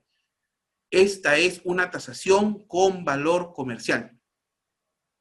Con valor comercial. No se le va a dar un valor arancelario, una tarifa social. Se va a imponer un valor comercial. Y el valor comercial definitivamente siempre implica un costo más alto. Y este costo más alto va a beneficiar al titular, al propietario, al sujeto pasivo, le va a beneficiar. ¿Por qué? Porque va a obtener más dinero por el área que se le ve afectada. Ahora, y aquí viene también el otro punto que suma, es que si la persona acepta en el tiempo oportuno que se le da, no solo va a recibir un valor comercial, sino va a recibir un incentivo del 20% sumado al valor comercial, ¿no? Entonces, lo que va a percibir la persona, definitivamente que ustedes van a asesorar, va a ser mucho más de lo que pensaban. Y consecuencia de ello, los honorarios que a ustedes les paguen va a ser mejor. Y como consecuencia de ello, como el Estado no trabaja en una isla, el que esté al costado y el que esté al costado y el que esté más allá, lo van a buscar a usted. Y lo van a buscar a usted para que le haga su procedimiento. Y como la persona que usted asesoró tuvo un mayor ingreso, definitivamente ya hizo su cartera. Por eso les menciono nuevamente la importancia que tiene la aplicación de estas normas. Y también qué importante es conocerla. Por eso les digo, ¿no? Esta es una buena oportunidad para ustedes, estimados amigos, en que puedan analizar, poder desarrollar esa norma, conocer la teoría, conocer la práctica, ¿no? De este procedimiento. Sobre todo también porque es un procedimiento 2x1. Porque el hecho de que la ley 30.025 haya sido derogada implica que todos estos proyectos que estaban aprobados con la 30.025 se van a generar con la 1192. Y definitivamente el universo de proyectos que se puede aplicar con esta norma no es un universo cerrado. Cada día va a ir creciendo más. Entonces, tranquilamente nos podemos dedicar con estas normas a sanear en 5, 10, 15, 20 años. Y el trabajo no se nos va a acabar. Por eso mismo le digo, señores, ustedes tienen que conocer las oportunidades que en estos momentos nos trae la crisis. Aprovechen.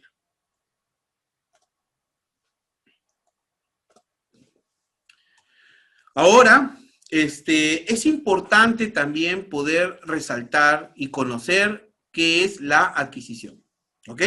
La adquisición es un documento, ¿no? La adquisición nos va a nosotros a permitir adquirir de manera pacífica, ¿no? Un bien. Se lleva a cabo por mutuo acuerdo. Es cuando el Estado le dice a usted, ¿no? A la señora Yola Cuellar, le dice, estimada señora Yola, yo te voy a comprar tu propiedad y lo quiero para generar un proyecto, un proyecto para toda la comunidad.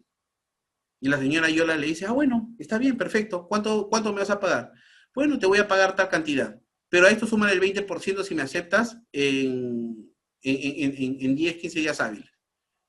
Y la señora al segundo día nada más le dice acepto y le firma la suscripción del formulario registral. ¿Se hizo dentro del tiempo? Claro que sí.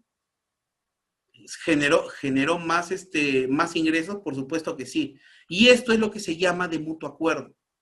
Porque las personas se pusieron de acuerdo y se firmó de manera voluntaria. ¿No? Ahora, ¿qué pasa si las personas no se ponen de acuerdo? ¿Qué pasa si estas personas, pues definitivamente, lo que el Estado les está ofreciendo no le satisface, consideran que es poco, o simplemente no quieren aceptar de ninguna forma la transferencia, ¿no?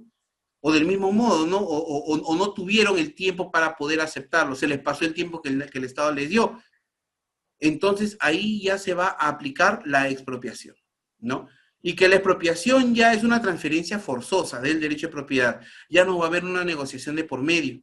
Es más, siempre va a haber un pago de un justiprecio, pero el pago de justiprecio se va a dejar cargado en el Banco de la Nación, ¿no? Y el Estado va a proceder como si le hubiera pagado a la persona, y esta persona después recurrirá al banco para que pueda cobrar, ¿no? Sin embargo, ya es un procedimiento forzoso, ¿no?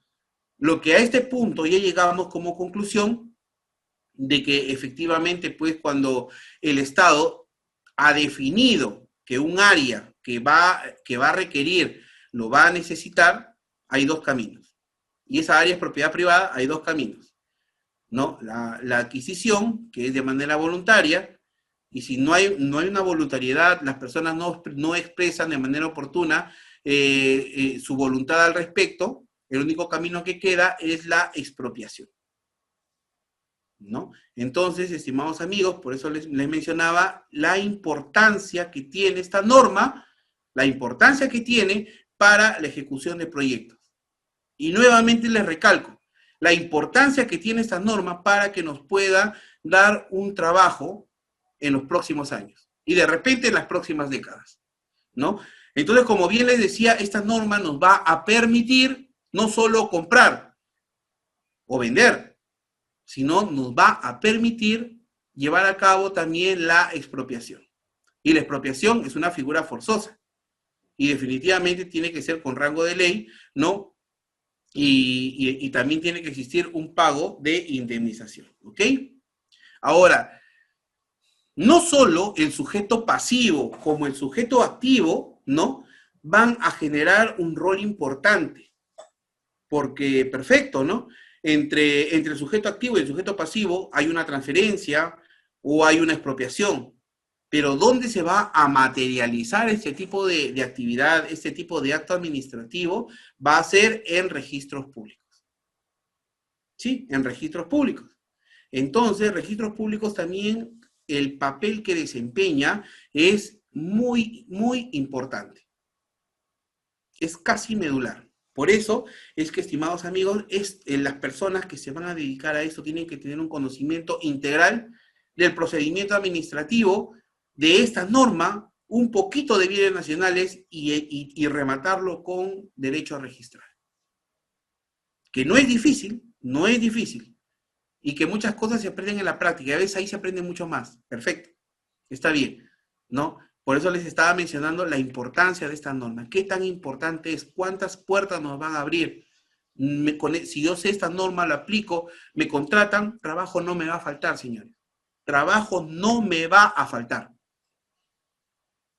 Y como les decía, ¿no? El papel muy importante que en este momento desempeña la SUNAR es que va a llevar a cabo la legitimación registral. ¿Y a qué nosotros le llamamos la legitimación registral? Es que vamos a registrar las operaciones que se realicen entre el Estado y el tercero que le adquirió, lo expropió o en su defecto que el Estado le transfirió. Y esto se va a llevar a cabo en registros públicos, ¿no? Registros públicos lo que va a generar son los actos inscribibles, los cuales se elevan al registro, ¿no? Con la finalidad de que dichos actos puedan generar seguridad jurídica, ¿no? También les otorga legitimidad y sobre todo también oponibilidad, es decir, si es que alguien se siente afectado, se va a poder oponer al respecto, ¿no? Ahora, también hay un temita que me gusta tocar, que me gustaría tocar al respecto, para que ustedes también un poco puedan ver cuáles son las aristas y sobre todo en su momento poder analizar algunas deficiencias que tiene esta norma para que más adelante ustedes, si en algún momento llegan a proponer, llegan a analizar y a aplicar y consideran esto, pues lo pudieran ustedes pues, tomar en cuenta, ¿no? Es que este procedimiento definitivamente es un poco impositivo, por no decirlo mucho. Es sumamente impositivo, ¿no? Es tan impositivo, tan así que el mismo registrador no tiene la capacidad de poder analizar el fondo de lo que se viene solicitando y lo que se va a inscribir. La misma norma establece que el registrador lo que debe es realizar la inscripción en un tiempo determinado. Y de no hacerlo así, hay causal de destitución. Es decir, si no lo inscriben, en pocas palabras, va a existir pues causal de despido, ¿no? De sustitución. Entonces, los registradores no les queda otra que suscribirlo, ¿no? Y hacen las salvedades que ellos no han revisado el fondo y que en todo caso han determinado nada más las formalidades de ley. Ahora, esto, como bien les decía, pues no trae de alguna otra manera un poco de incomodidad por parte de registros públicos y sobre todo de los registradores, porque se ven afectados en su autonomía, ¿no? Ya que ellos disponen de la facultad para poder revisar, para poder analizar, para poder observar, en el caso no se cumpla, en el caso ellos consideren que el criterio no es el adecuado, ese tipo de títulos. Sin embargo, esta norma es inobjetable. Si un registrador se atreve a realizar algún tipo de observación del fondo, definitivamente no le va a ir bien. Y cae en causal de destitución, ¿no? Entonces, es sumamente complicado, ¿no? Poder generar este tipo de observaciones y los registradores, pues en su defecto, tratan de poder inscribir, ¿no? Inscribir y no tener ningún inconveniente y hacer las salvedades del caso. Ahora, si ustedes, cuando realicen este tipo de actividades o en su defecto, ¿no? Puedan ustedes realizar o querer solicitar estos documentos, lo único que ustedes van a ir va a ser a la página de registros y van a descargar todos los formularios que requieran. Eso está en la página de registros públicos, ¿no? Entonces, ustedes en SUNAR ingresan, ponen SUNAR y los decretos legislativos que aprueba y los formularios que aprueban en marco de la 1192 y le va a salir la relación de los formularios de adquisición, los formularios de bloqueo, de los anexos que se requieren, para que ustedes pues puedan, ¿no? Puedan ustedes revisar y sobre todo hacer las inscripciones necesarias, ¿no? Ahora, otro punto que también es muy importante, estimados amigos, ya que hemos tocado, ¿no? Haciendo una remembranza, ya hemos tocado lo que es la transferencia, lo que es la adquisición, lo que es la expropiación, ¿no? Que se hace, que la adquisición, pues, es de manera voluntaria, es de mutuo acuerdo, ¿no? Sin embargo, cuando la persona no manifiesta de la manera como se establece la formalidad, no lo define, ¿no? O no lo hace en el tiempo necesario, va a pasar a la expropiación, ¿no? Y Al pasar a la expropiación definitivamente ya se genera cierto tipo de problemas. ¿Por qué? Porque las personas tranquilamente, pues, si hubieran aceptado de manera válida, dentro del tiempo establecido, no solo hubieran adquirido un valor comercial o se les hubiera cancelado un valor comercial por parte del bien, sino también se les cancelaba un 20% adicional a este valor, ¿no? Sin embargo, en la prescripción no se da eso. Definitivamente no se da. Otro punto que tenemos también es la transferencia, ¿no? La transferencia es cuando el Estado le va a transferir el área a otra entidad, pero que también le pertenece al mismo Estado, ¿no? La directiva 004-2015 CBN establece que el procedimiento de transferencia se efectúa sobre la base de la información brindada por el solicitante. Ojo con esto, ¿no? Porque no siendo necesario ni obligatorio el cumplimiento de los requisitos por parte de la SBN. ¿Qué quiere decir? De que este procedimiento, ¿no? Cuando se hace una transferencia de Estado a Estado, no vamos a tener la visita, no vamos a tener la validación, ¿no? Por parte de la SBN. Se va a presumir lo que nosotros podamos decirle, ¿no? A la otra institución y la SBN simplemente va a avalar, ¿no? Y en el caso de nosotros nos equivoquemos, pues va a ser responsabilidad de nosotros. Por eso les menciono que es un procedimiento que tiene sus aristas, ¿no? Tiene sus temas que analizar, ¿no? Y sobre todo poder usarlos a nuestro favor, ¿no? Por eso, estimados amigos, es importante el manejo, es importante que ustedes puedan conocer sobre todo la aplicación de estas normas y la correlación de otras normas con las cuales se va a poder llevar a cabo este curso, ¿ok? Entonces, como bien les decía, es importante poder conocer cuáles son los alcances de la SBN, ¿no? Para poder nosotros llevar a cabo este procedimiento. El texto único del decreto legislativo y la SUNAR tiene como directiva la directiva 275-2015, en el cual señala que en el artículo 16 la directiva que aprueba los registros públicos reconoce que este decreto legislativo equipara las resoluciones administrativas con las resoluciones judiciales, ¿no? Lo que yo les había mencionado previamente, de que el registrador, cuando va a calificar un título, ¿no? Lo califica de manera integral. Califica el fondo, califica la forma, ¿no? Sin embargo, cuando hace un análisis de los títulos que ingresan bajo esta norma, ¿no? Se considera que estos títulos, pues, revisten prácticamente la formalidad de una resolución judicial, la cual no es del todo evaluable por parte del registrador. El registrador no puede cuestionar el fondo de la resolución. Puede cuestionar la norma, que de repente falta un plano, que de repente falta algún tipo de documento técnico, ¿no? Sin embargo, lo que no puede hacer el registrador es poder calificar sobre el fondo. Del mismo modo, cuando entra con el decreto legislativo 1192, pues tampoco va a poder calificar sobre el fondo, y eso genera cierta incomodidad porque definitivamente, pues, ante algún tipo de responsabilidad también lo van a llamar al registrador a indicarle, oye, pero ¿por qué escribiste, no? Sin embargo, esas son las reglas de la norma, las cuales yo, como les señalé a un inicio, ¿no? Se tendría que en todo caso analizar, pulir, mejorar, y esta es una norma que está en una constante, ¿no? Está en una constante de actualización. Y yo les invoco pues a ustedes de que conozcan un poco más sobre el tema, ¿no? Que pudieran ustedes analizar, y sobre todo los invito a poder indagar y también a suscribirse en el curso que va a empezar el 24. Quería pasar a la ronda de preguntas, quiero pasar a la ronda de preguntas, no sin antes dejarles este pensamiento que me pareció muy importante. Si miras bien, la mayoría de éxitos tomaron mucho tiempo, ¿no? Y esto es sumamente importante porque todo lo que nosotros vamos a construir, estimados amigos, ¿no? Todo lo que nosotros vamos a construir va a ser en base a nuestro esfuerzo, a nuestra práctica. Y frente a ello, todas las actividades que nosotros pretendamos desarrollar van a ser en mérito a ese tipo de actividades, ¿no? Entonces, voy a desarrollar las preguntas. De repente, si ustedes tienen preguntas adicionales, las paso a desarrollar en este momento, ¿no?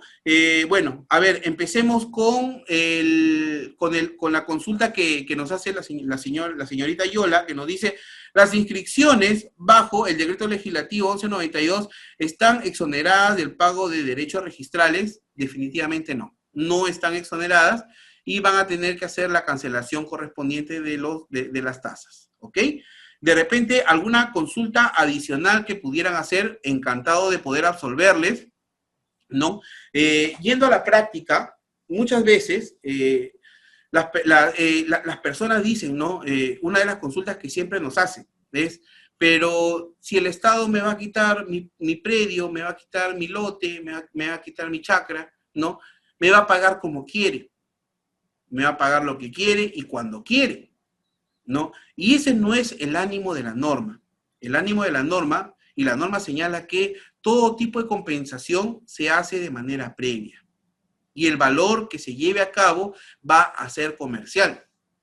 La diferencia pasa de que si es que las personas demuestran o consideran o hacen expresión de que se encuentran conformes con dicho pago, no solo van a adquirir el valor comercial, sino también como monto adicional el 20%. Y adicionalmente a ello, el pago de daño emergente, de lucro cesante, si es que la persona llega a demostrar que efectivamente pues, no ha tenido este tipo de daño y el incremento y el pago que se va a realizar va a ser mucho mayor, ¿no? Por eso es la importancia de esta norma, porque lo que va a permitir va a ser una gestión mucho más ágil de la propiedad o de los proyectos, ¿no? No vamos a caer en saco roto y aguantar un procedimiento 10, 15, 20 años, ¿no? Entonces, esas son las facilidades que nos da esta norma. De repente, una consulta adicional, estimados amigos, yo les invito a que me hagan las consultas del caso para poder, pues, absolver la consulta. Estimada Yola, de repente hay algo que no te quedó claro, ¿no? Y yo con gusto te la voy a absolver con todo cariño. Ustedes de repente que se encuentran también en estos momentos conectados, ¿no? ¿Cuáles son las consultas que quisieran hacer? Si no, en todo caso, yo paso más o menos también a explicar un poco sobre cuáles son los casos más recurrentes. A ver, estimado Multigen, ¿cómo estás? Buenas tardes. Me pregunta, ¿cuál es el procedimiento de expropiación con respecto a los predios que forman parte de las comunidades campesinas, ¿no? Cuando se quiere llevar a cabo, ¿no? Para comunidades campesinas, definitivamente esta norma no va a ser la ideal, ¿no? Hay otros mecanismos, estimado amigo, esta empresa Multigen, las cuales esas son otras normas y yo te invito a que tú pues puedas matricularte en el curso y ahí te vamos a desarrollar cuáles son las normas, qué mecanismos vas a usar, cuáles son las salidas que te podemos dar, pero esta norma lo que sí quisiera poderte resaltar y de repente poderme hacer una repregunta, estimado amigo, es que esto se aplica necesariamente para predios cuando se va a adquirir de predios de predios de privado, ¿ok? Bueno, entonces, como bien les decía, estimados amigos, otro de los puntos, ¿no? que suelen presentarse en estos momentos, pues, ¿no? Y yo les invoco también a que las personas que van a realizar este tipo de actividad pudieran analizarlo al respecto, no, gracias a gracias a ustedes que están conectados, ¿no? Y les paso también a explicar, pues, ¿no? Respecto a lo que es esas normas y lo que es más recurrente muchas veces es que las personas que quieren empezar no saben, oye, ¿y cómo voy yo a determinar que la propiedad le pertenece a la comunidad, como es la preocupación del amigo que representa a la empresa Multigen, ¿no? O de repente, ¿qué puedo hacer para saber cuál es mi punto de partida? ¿Quién puede convertirse en sujeto pasivo?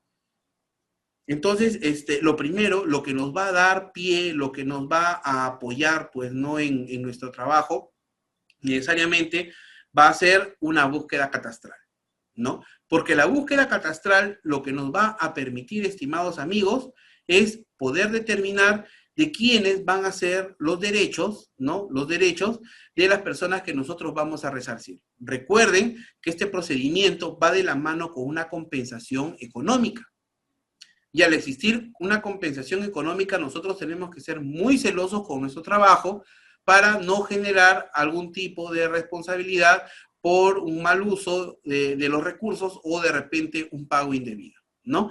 Entonces, estimados amigos, yo sí les sugiero, ¿no? Que si ustedes se apoyen, se avalen, ¿no? En el tema de la búsqueda catastral, porque la búsqueda catastral me va a permitir, posiblemente la búsqueda catastral sea un documento el cual no contenga errores, ¿no? Pero muchas veces también el registro comete errores. Ahora, ¿cuál es la manera que nosotros podemos tener para poder saltar esos errores, ¿no? La única manera que tenemos es tomar no como una verdad absoluta lo que nos señala la búsqueda catastral, sino dirigirnos a las partidas que nos establece y hacer una búsqueda de títulos archivados. Y un consejo adicional que yo les doy es que también crucen información con el Poder Judicial. Porque muchas veces nosotros tenemos información de la propiedad, pero lo que no tenemos, ¿no? Es información que obra en el Poder Judicial. Por eso es importante obtener los nombres con la búsqueda registral, obtener los nombres de los títulos archivados, ¿no? Y de acuerdo a eso se hace una filtración por nombre en el Poder Judicial. A ver, Yola, otra pregunta más. La información técnica levantada en el marco de la adquisición de parte de un predio prevalece sobre lo que obra inscrito.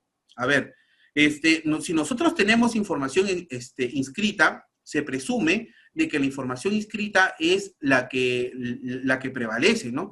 Si nosotros tenemos información levantada y nos damos cuenta de que no converge, de que es distinta, entonces hay algo ahí que nosotros debemos determinar, ¿ok? Posiblemente, ¿no? Y yo te pongo este caso típico, ¿no? Posiblemente, tomando nombres, digamos que aparece como titular registral Joel Santillán, ¿no? Aparece como titular registral Joel Santillán. Sin embargo, cuando tú vas a campo, encuentras que la señora Yola Cuellar tiene más de 30 años viviendo en esa zona, ¿no? Entonces tu pregunta es, oye, esta persona vive más de 30 años, pero el señor es quien tiene la titularidad registral. Ah, entonces ahí tienes un punto que analizar, estimada Yola. ¿Por qué? Porque la persona que tiene más de 30 años, o que en realidad la norma señala que tiene 10, que tiene más de 10, ya ya se pudiera constituir como un poseedor. Y en este caso tú vas a tener que determinar cuáles son los derechos cuál es el derecho que tú vas a compensar, ¿no? O el derecho de propiedad, o este derecho de la persona que se ha acentuado y tiene en estos momentos una posesión que sí, definitivamente va a ser cuantificable y también va a ser resarcida. Entonces, ese es un trabajo que tú vas a tener que analizar para poder determinar. Y eso lo vas a hacer de acuerdo a las circunstancias, estimada Yola, ¿no? A lo que tú puedas encontrar en campo. Por eso es importante, ¿no, estimada Yola, poder analizar toda la casuística necesaria que te va a permitir tomar la mejor decisión, y si tienes tú en estos momentos un caso, ¿no? Con todas las circunstancias, con toda la data correspondiente, en el curso, estimada Yola, te lo vamos a desarrollar para que no te quede ningún tipo de duda. Y aparte de eso, ¿no, estimados amigos? También las otras personas que se puedan inscribir también se van a enriquecer de esta casuística. Es muy importante, Yola, es muy importante tu caso, porque en verdad es muy recurrente. Eso se ve por lo general en zonas que son rurales. Y definitivamente es algo que es muy recurrente, ¿ok? Entonces, pasamos a la consulta de nuestra amiga Lourdes Medina. ¿Cómo estás? ¿Cómo estás, Lourdes? Buenas tardes. Me pregunta, una consulta. Yo era titular inscrita, ¿ya? Y el registro público en un terreno de la ciudad de Pachacútec, ¿no? Por la reversión que hizo la región del Callao, declaró mi terreno en reversión. No, ya yo había comprado en el año 1989, estaba pagando el autovalúo, tenía luz a mi nombre y firmé un contrato para el agua, pero por motivo de trabajo no llegué a mi casa unas semanas y cuando regreso una persona se metió a mi terreno aduciendo que la región le había dicho que ese terreno estaba revertido y que podía meterse como puedo hacer para ese problema. A ver, estimada Lourdes, tu tema, tu problema en realidad es un poquito complejo y te lo vamos a desarrollar, ¿no? Para que después tú puedas tener, en realidad, saber manejar el problema, conocerlo a ciencia cierta y lo podamos buscar el tema de las soluciones, ¿ok? En primer lugar, me dices que tú eras titular inscrito en registros públicos. Si tú eres titular inscrito, entonces debo entender o no llego a entender cómo es que la reversión llega a afectarte, ¿no? Porque si tú estás hablando de que si tu terreno ha sido inscrito, me imagino que no ha estado inscrito con causal de reversión, ¿no? Tú lo has inscrito como un derecho de propiedad de una persona común, de una persona que se rige por los derechos civiles, ¿no? Entonces, ahí no habría la manera de aplicar una reversión. Ahora, si tú compraste para una finalidad X y esa finalidad no se cumplió y consecuentemente el área que tú compraste de manera registral se revirtió, definitivamente es porque llegaste a una causal de incumplimiento. Ahora, el hecho que se revierta implica que ya pasa a ser un bien del Estado. Y al ser un bien del Estado no significa que otra persona lo va a poseer, ¿no? Sino que ya es un bien del Estado y el Estado va a asumir custodia. Entonces, por ese lado, también no considero, no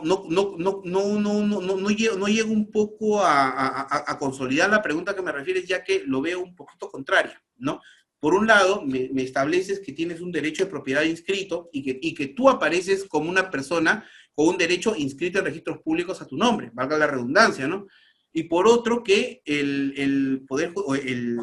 la autoridad, en este caso la Municipalidad del Callao, te lo revierte. Tendrías que, en todo caso, la solución que te doy es tendrías que ver bajo qué cláusulas tú firmaste tu transferencia, bajo qué cláusulas te hiciste propietaria. Porque si te hiciste propietaria sin ninguna justificación o sin ningún tipo de cláusula de reversión, definitivamente hay un abuso de autoridad.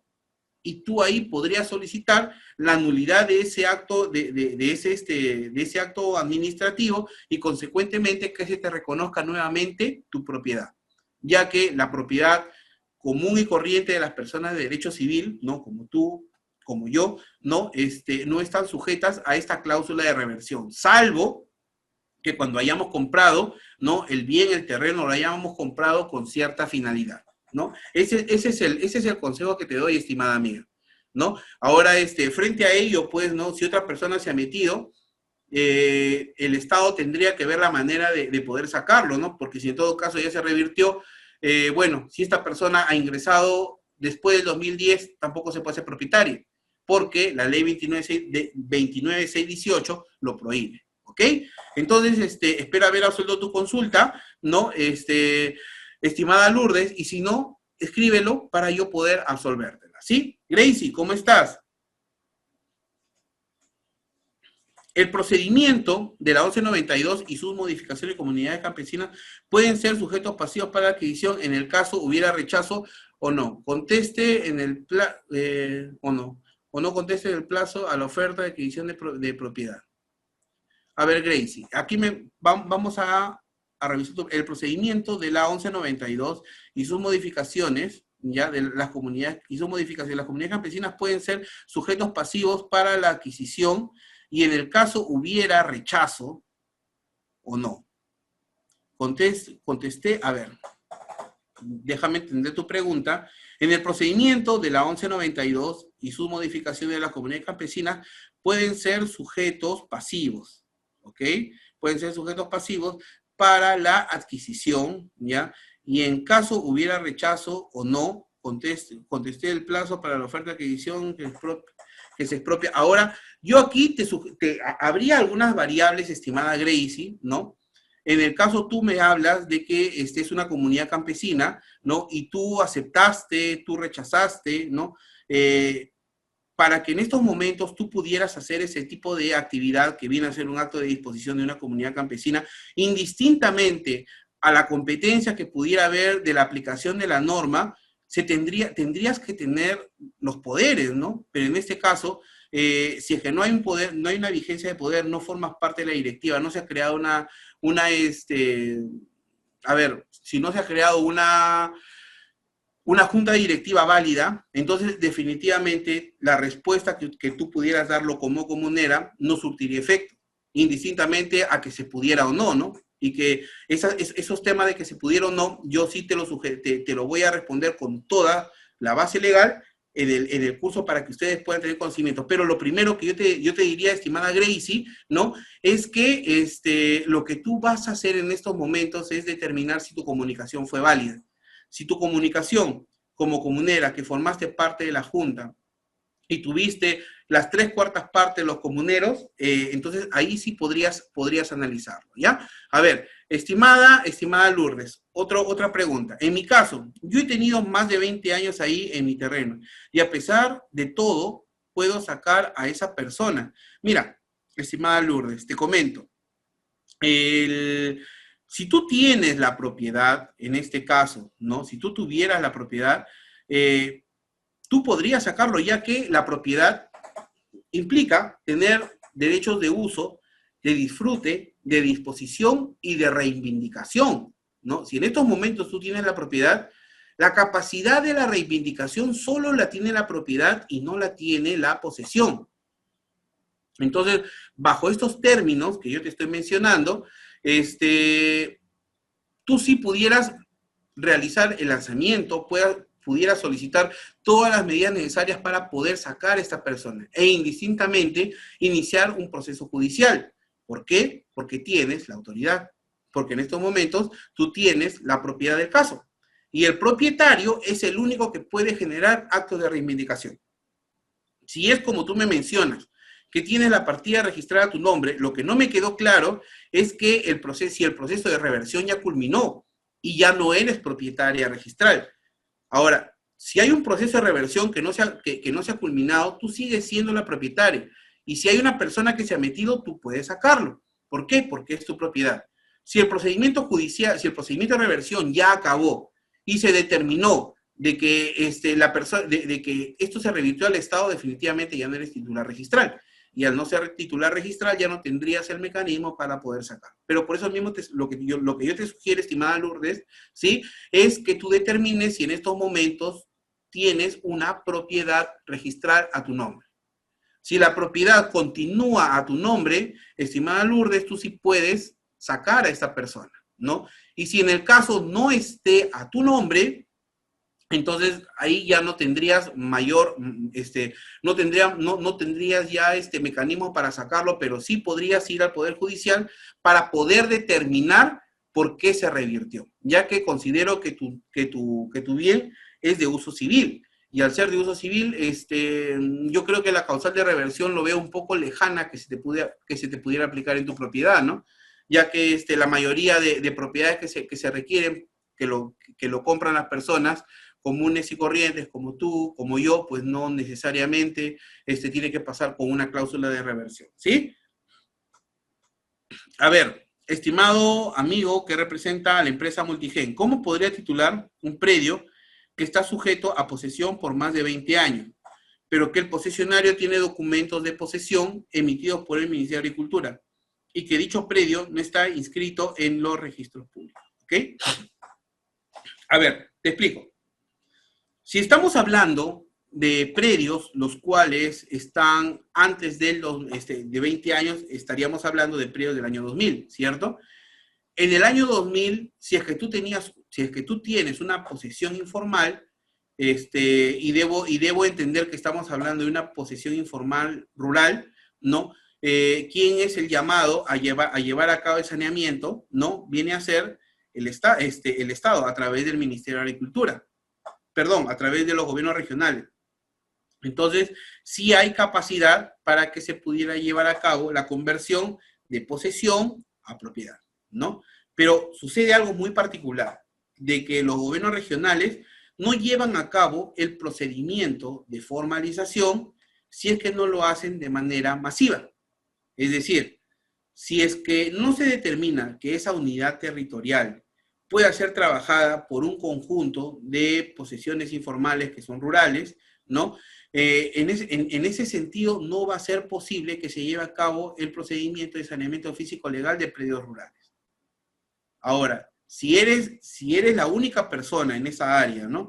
Y que los demás no están interesados o de repente el gobierno regional no quiere ir a esa zona, Lo único que cabería hacer ahí o llevar a cabo es un proceso de inmatriculación, ¿no? Y este proceso de inmatriculación lo haces con un verificador catastral, ¿no? Ahora, adicionalmente a estos documentos que se requiere un verificador catastral, pues no vas a requerir determinar si estás en una zona catastrada, si estás en una zona no catastrada. ¿Para qué? Para poder determinar cuáles son los documentos que vas a solicitar, ¿sí? A ver, Yola, ¿cómo estás? Los terrenos de las comunidades campesinas no son imprescriptibles e inalienables según la Constitución. A pesar de ello, igual pueden ser objeto de expropiación de la 1192. Justamente, ¿no? Yo te sugeriría poder revisar el decreto legislativo derogado, o perdón, que no se aprobó, no es derogado, que es el decreto legislativo 1133, ¿no? El 1133 justamente establecía eso. Establecía que para generar un proyecto de gran envergadura, ¿sí? Para generar un proyecto de gran envergadura, en realidad podrías afectar a una comunidad campesina. Sí se podría hacer. Entonces, a raíz de esto es que el Congreso se opuso. ¿Por qué? Porque definitivamente afectaba la imprescriptibilidad y la inalienabilidad de los predios, ¿no? Entonces, por eso es que la 1133 no llega a aprobarse. Y ese es el tacto, ¿no? Ese es el tacto que tiene la 1192. Que la 1192 trata de no tocar estos temas y que, bueno, esto se toca a nivel de otra normativa. Pero como te digo, no es directamente con la 1192 porque, como tú bien lo mencionas, estamos hablando de terrenos imprescriptibles y de terrenos inalienables. Entonces, como les iba mencionando, estimados amigos, ¿no?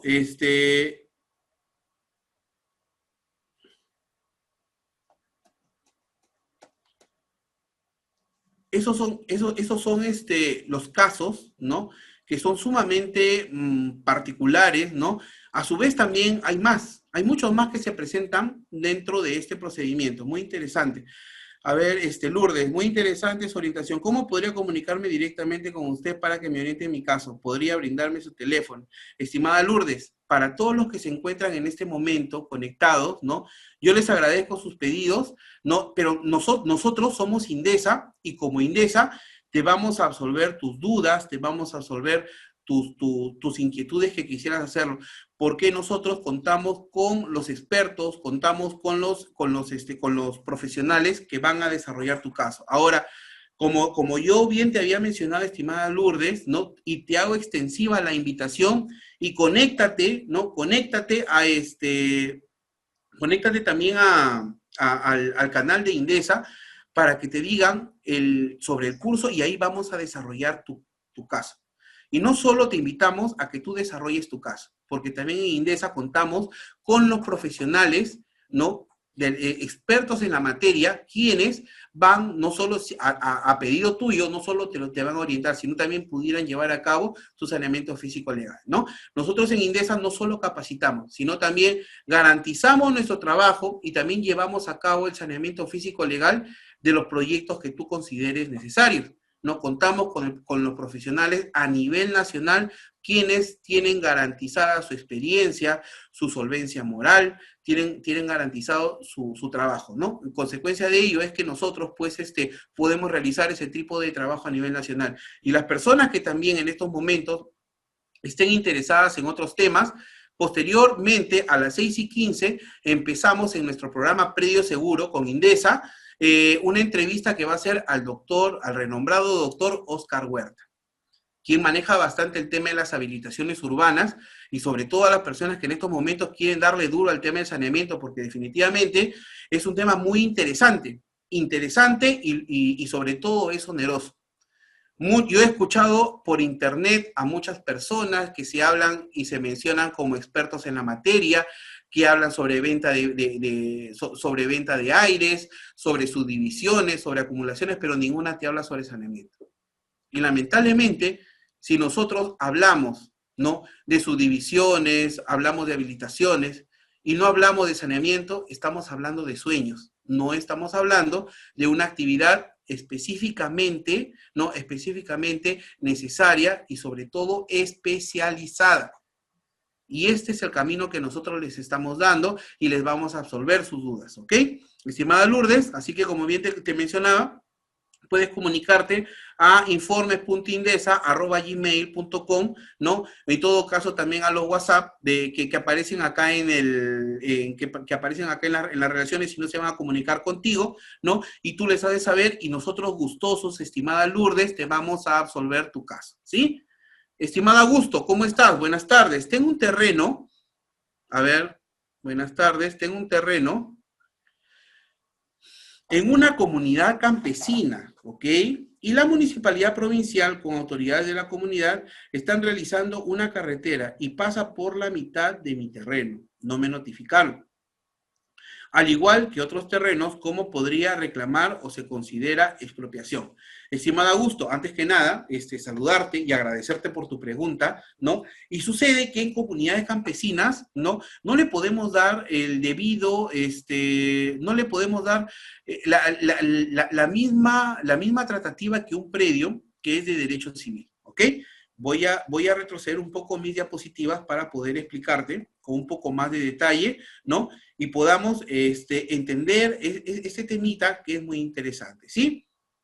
Mira, cuando nosotros hablamos de nuestra propiedad, estimado Augusto, hablamos de propiedad privada, la propiedad que tú adquieres, que tú compras, que te regalan, ¿no?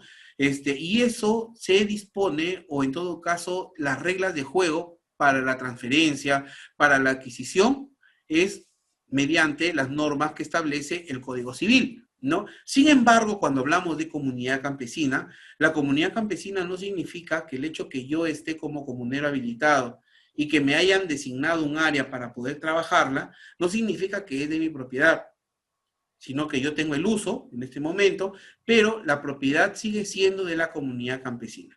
Ya que, como bien nos había mencionado nuestra amiga Yola, ¿no? Las comunidades son inembargables, son inalienables.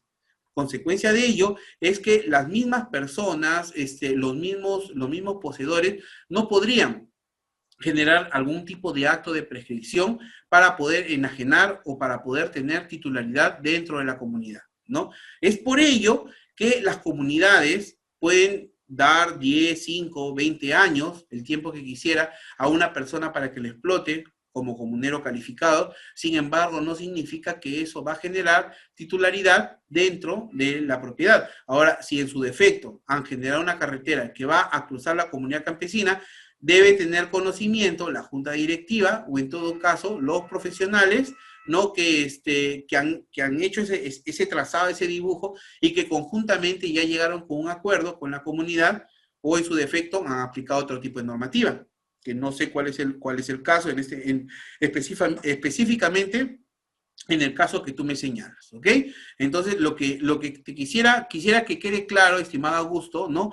A modo de conclusión, es que definitivamente dentro de una comunidad campesina, ¿no? Es muy complejo o es muy difícil que tú tengas una propiedad. No digo imposible, ¿eh? Porque puede ser que la comunidad te haya transferido, te haya generado lo que es tu salida a la carretera y te haya dado a ti tu propiedad y que tu propiedad se inscrita en registros públicos. De ser así, de ser ese caso, sí, efectivamente, es propiedad privada, ¿no? Y de ser propiedad privada, entonces el Estado se vería obligado también a reconocerte. Pero si es que no ha sucedido eso, estimado Augusto, entonces en todo caso van a tener que generar todo este tipo de actividades con las comunidades, ¿ok? Rubén, ¿cómo estás? Buenas tardes. Me preguntas, en un predio con transferencia, ya, privada de compra-venta, ¿podría ya hacer cambio de posicionario y pagarme autovalúo? A ver, te pediría, estimado Rubén, que me pudieras explicar un poco más sobre tu pregunta de un predio con transferencia de privado, una transferencia privada, me imagino, ¿no? Compra-venta, podría ya hacer cambio de posesionario. Si has comprado al titular, definitivamente ya no eres posesionario, eres titular, ¿no? Y pagar autovalúo. Eso del pago de autovalúo lo manejan las municipalidades y no creo que ninguna municipalidad se oponga, ¿no? Sin embargo, si tú estás comprando, ya se consolida la figura de posesionario y serías el titular, ¿ok? Estimada Lourdes, gracias. Su explicación es bien entendible. Me comunicaré con ustedes. Gracias a ti, Lourdes. Estamos acá para apoyarte, para servirte y sobre todo también absolver tus dudas, ¿no? Y estimados amigos, a los que también se encuentran en este momento conectados, nosotros a partir del 24 vamos a desarrollar este curso en 3 sesiones, lo cual va a ser sumamente interesante. Vamos a contar también con la presencia de registradores públicos, vamos a contar con especialistas en catastro, en la parte técnica, que van a darle un perfil a este curso, ¿no? De un desarrollo teórico, un desarrollo práctico y un desarrollo casuístico y un desarrollo técnico. Entonces, las actividades que se van a llevar a cabo van a ser sumamente integrales, ¿no? Y si se dan cuenta, nosotros como Indesa somos los únicos que podemos ofrecer este tipo de capacitación porque definitivamente es muy especializado. Y sobre todo pensar en ustedes, porque en estos momentos sabemos de que las personas están buscando una oportunidad ante la crisis. Y frente a ello, yo les garantizo que las personas que manejen este tipo de procedimiento no van a pasar ningún tipo de problema, si es que se saben reenganchar laboralmente, ¿ok? A ver, Sandra, ¿cómo estás? Si un titular de predio con documentos públicos de propiedad, sin embargo, a la fecha la posesión ejerce... A ver, vamos a ver, ¿ok? Vamos a desarrollar, Sandra, a ver.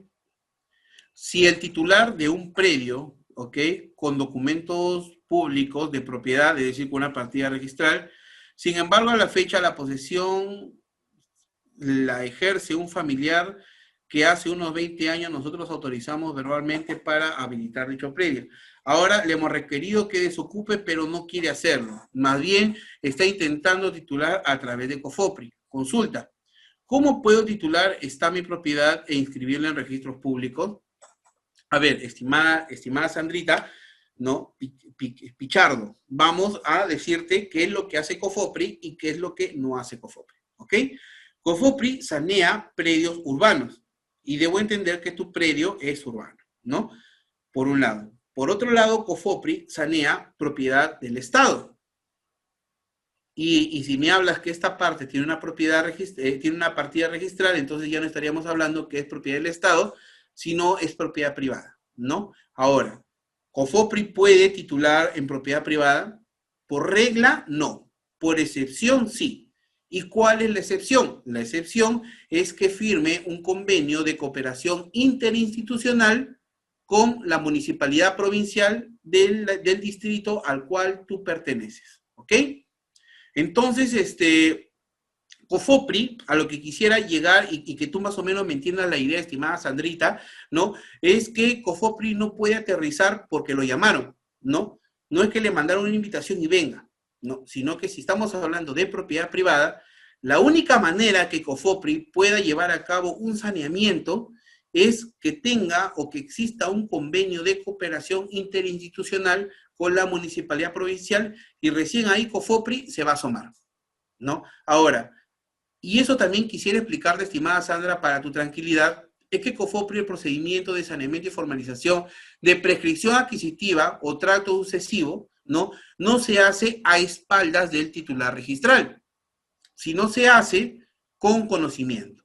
Ahora, cuando COFOPRI realice un diagnóstico que es sumamente importante en todas las labores de saneamiento, y eso sí, estimados amigos, se los digo, ¿no? Con toda seguridad, es que el saneamiento sea de predios del Estado, de predios rurales, de predios urbanos, siempre va de la mano con un diagnóstico. Siempre va de la mano con un diagnóstico.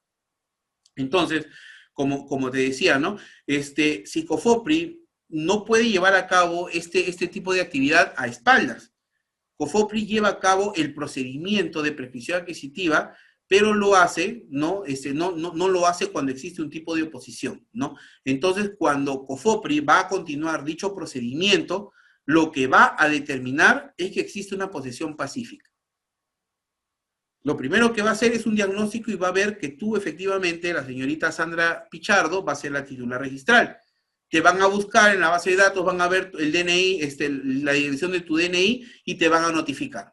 ¿no? Y si no encuentran la dirección de tu DNI, van a poner un cartel ahí en la zona, ¿no? En la cual señala de que definitivamente las personas, se va a llevar el procedimiento y tienes tantos días para oponerte, ¿no? Ya si no te opones, si tú tienes conocimiento, no te opones, entonces definitivamente ahí sí tendrás que ir ya a una instancia judicial, ¿no? Pero en el caso suceda que COFOPRI tenga un convenio de cooperación interinstitucional con la municipalidad, quisiera hacer el procedimiento, no te ubique, ¿no? Y haga las publicaciones, y tú ni enterada estás, ahí sí pudiera haber un procedimiento para una prescripción adquisitiva, ¿no? Y que la única manera de poder revertirlo sería a través de un proceso judicial, ¿no? Y eso ya es un poco más complicado. Así que yo lo que te sugiero en estos momentos, estimada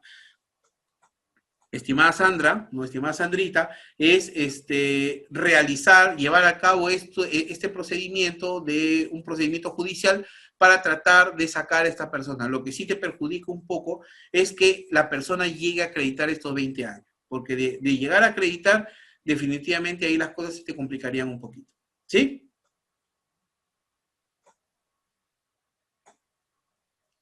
Estimados amigos, bueno, ya siendo las 5 de la tarde, yo les agradezco a todos y cada uno de ustedes por haberme acompañado en estas 2 horas, ¿no? Espero haber absuelto sus consultas. Esperamos también encontrarnos más tarde a las 6:15 en su programa Predio Seguro, que vamos a estar con el doctor Oscar Huerta, quien maneja bastante el procedimiento de habilitaciones urbanas y que va a estar muy bonito. Va a estar definitivamente muy interesante y estimados amigos, los que tienen unas consultas en estos momentos, lo hacen en el programa y definitivamente lo vamos a absolver, ¿ok?